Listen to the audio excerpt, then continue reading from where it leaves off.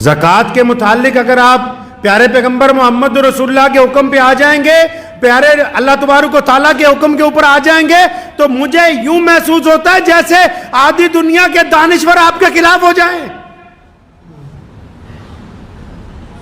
ये क्या बातें करते हो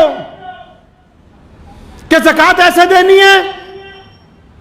तो हम तो चाहते ही नहीं कि लोगों को बताएं कि ज़कात है क्या, ज़कात बनाई क्यों, ज़कात का मफहूम क्या है, ज़कात दी क्यों जाती है। नहीं नहीं, बस हमें इतना पता है कि रमजान आ जाए ज़कात लाओ, ज़कात लाओ, सदका लाओ, फितरा लाओ, और ये पता ही नहीं कि ये बनाया क्यों है।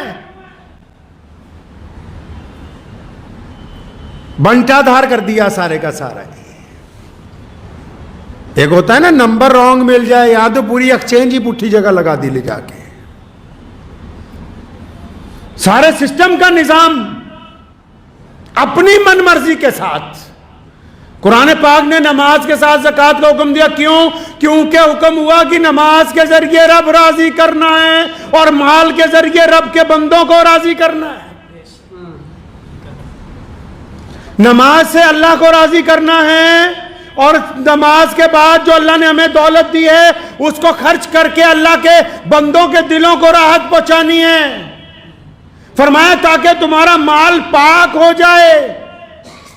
माल को पाक करने की बात क्यों कही? ज़कात के जरिए माल क्यों पाक हो जाए? क्योंकि उम्मत मुहम्मदिया सल्लल्लाहु अलैहि वसल्लम में प्यारे पैगंबर ने फरमाया, हदीस का मफहूम है, फरमाया हर एक उम्मत में एक फितना होता है, मेरी उम्मत का फितना माल है।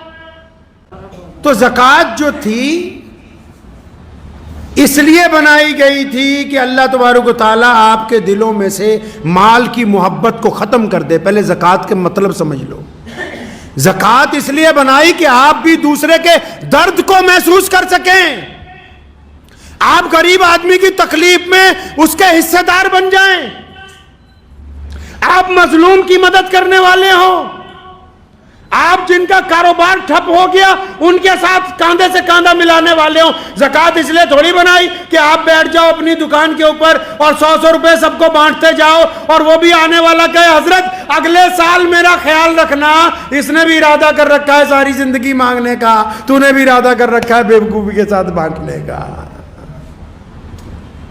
अगर ज़कात को सुन्नत के मुताबिक ले आएंगे ना, बहुत सारे लोगों की मेरी ये गुफ्तगू शायद चुप जाएगी। मोहम्मद रसूलुल्लाह जैसे ज़कात दिलवाते हैं, देते हैं, हम में से कोई अब उसके ऊपर नहीं है।